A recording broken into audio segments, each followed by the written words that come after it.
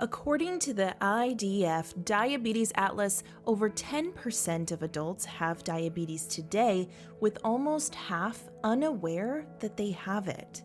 The early signs of diabetes can be mild. That's why many people don't notice them until it's too late.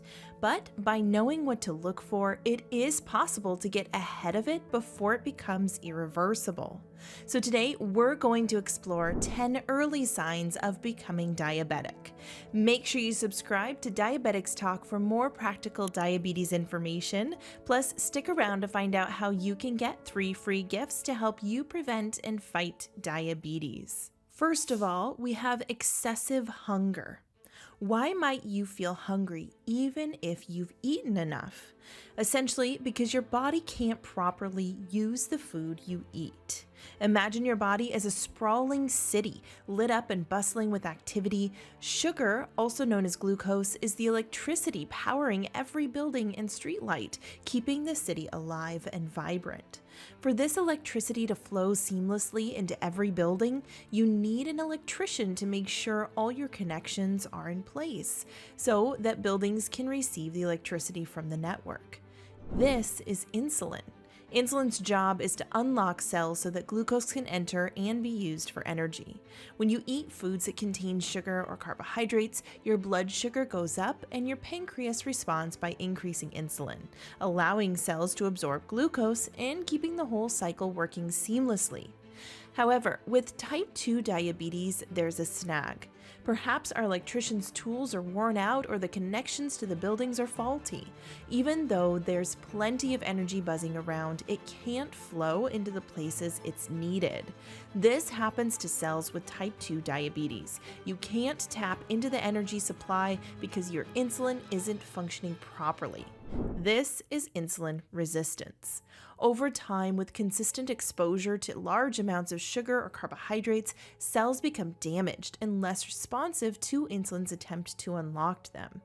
Just as a door hinge might rust, cells don't open as easily to let glucose in.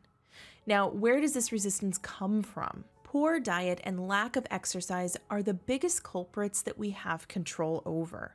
Eating poor food is like using cheap building materials. It causes glycation, where excess sugars bind to proteins, fats, or DNA, damaging them and increasing the risk of disease. It's the biological equivalent of letting precious machinery sit out in the rain, slowly corroding over time. A lack of exercise is like neglecting the city's maintenance. Without regular upkeep, things fall into despair. Additionally, factors like genetics, age, and certain medications also contribute to insulin resistance, like a storm that hits the city particularly hard, quickly wearing down infrastructure. So, how does this make you excessively hungry? Hunger is like an alarm going off. Your body isn't starved for food, but it can't get enough energy. Something's off and your brain is raising a red flag. This type of excessive hunger is medically known as polyphalgia, one of the 3 P's of diabetes. Our second P is peeing all the time, or increased urination, also known as polyuria.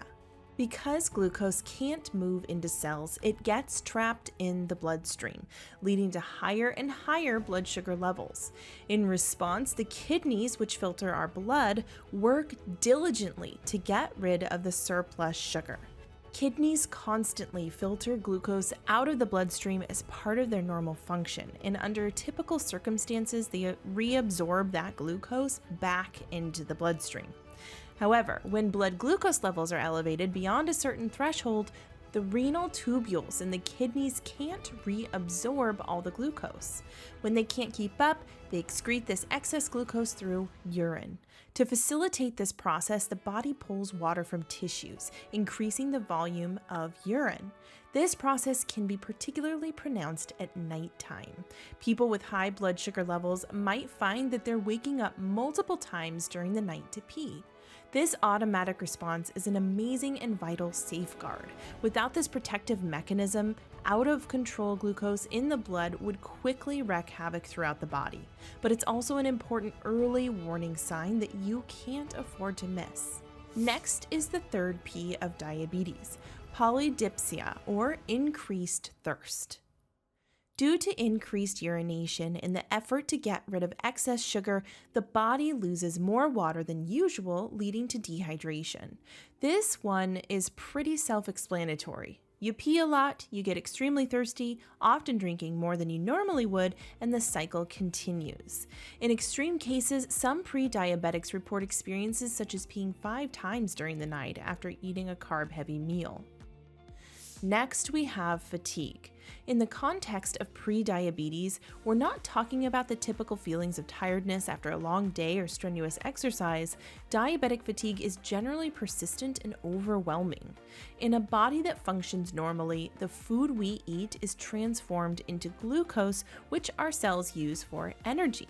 But as we discussed, with insulin resistance, cells can't access the glucose. Your muscles simply can't access their energy source, making you feel perpetually tired. Imagine trying to turn or run on a car with a fuel line blockage. No matter how much fuel is in the tank, the car can't access it properly and its performance suffers. And just as our bodies struggle with a poor energy supply, our brains do too, leading to irritability, mood changes, and fogginess. Our brains are remarkably energy intensive. Despite the fact that it's only 2% of your body weight, roughly the size of 2 clenched fists, it uses a whopping 20% of your total energy.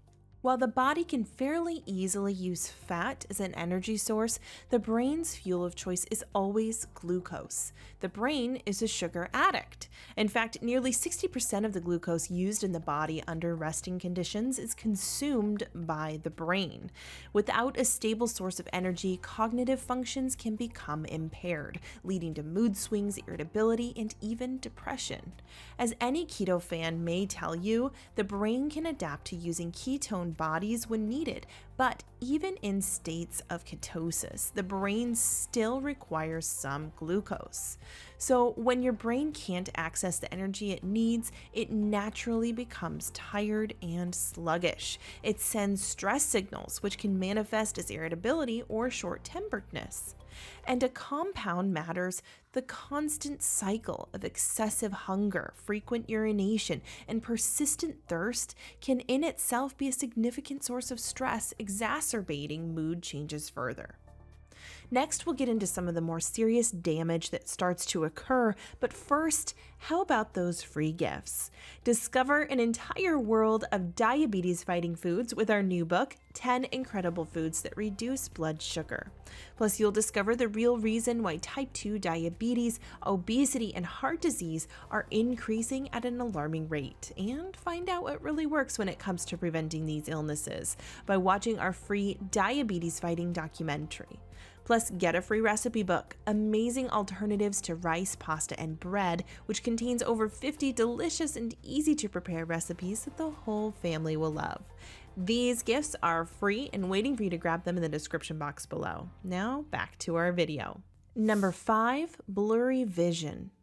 High blood sugar damages the eyes in a few different ways. First, we have the lenses in your eyes, the clear structure that focuses light into the retina, producing clear images.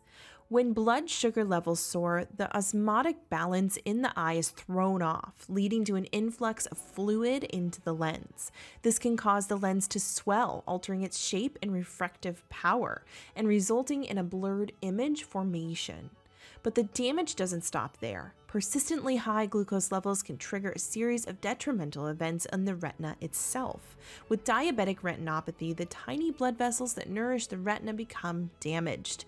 These damaged vessels can leak blood and other fluids, leading to swelling and vision distortion. In more advanced stages, new, fragile blood vessels may grow in the retina surface, leading to irreversible blindness if not treated promptly.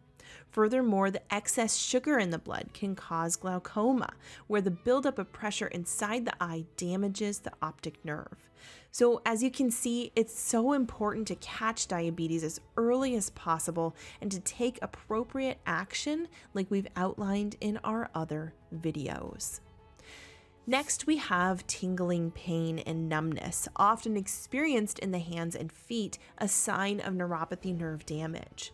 The vast network of nerves in our body acts as communication lines, transmitting signals back to our brain. Nerves play a crucial role in sensing pain, touch, temperature, and other vital perceptions. However, elevated blood sugar levels have a toxic effect on nerves, damaging them and their small blood vessel walls, the very vessels that supply them with oxygen and nutrients. As a result of this nerve damage, the transmission of signals gets disrupted. At the onset, you might feel a slight tingling or burning sensation in your toes or fingers. Over time, these sensations can intensify to severe pain or numbness. Numbness is particularly concerning because it can make injuries or ulcers, leading to complications that might require intervention or even amputation in severe cases. Furthermore, the loss of sensation can alter a person's coordination, making them more prone to falls or mishaps. At the same time, our immunity suffers, which can manifest as slow healing sores and frequent infections. When insulin function is impaired and blood sugar remains persistently high, it's akin to trying to walk on a broken leg. Not only does the original problem worsen, but additional complications arise as a result, making the overall situation even more challenging. Elevated blood sugar can cause narrowing and hardening of blood vessels. These changes restrict blood flow to various parts of the body, especially extremities. Reduced blood flow means less nutrients and oxygen reach injured areas, slowing down the healing process. Similarly, white blood cells play a pivotal role in fighting off infections and healing wounds. However, high blood sugar can hamper their functionality, making it harder for the body to ward off infections. And you may know about collagen, your body's most abundant protein, providing structure to the skin, bones, tendons, and ligaments. In a high glucose environment, collagen production suffers, meaning that wounds may take longer to heal, thus becoming more susceptible to infection. Another skin-related symptom to be aware of is changes in the skin. Acanthosis nigricans is a skin condition characterized by areas of dark, velvety discoloration. Often found in the armpits, neck, and groin, this change is not just a superficial skin issue, but can be a harbinger of more serious underlying health problems. A primary reason for acanthosis nigricans is insulin resistance. When the body becomes resistant to insulin, it compensates by producing more of it. Excess insulin can prompt skin cells to reproduce at a faster rate, leading to thick, dark patches. While insulin resistance is a major factor, other conditions like hormonal disorders, certain medications, and in rare cases, cancers can lead to this skin change. And our final early sign is itchy skin. While occasional itching can arise for many reasons, a constant itch might be an indicator of underlying metabolic changes related to diabetes.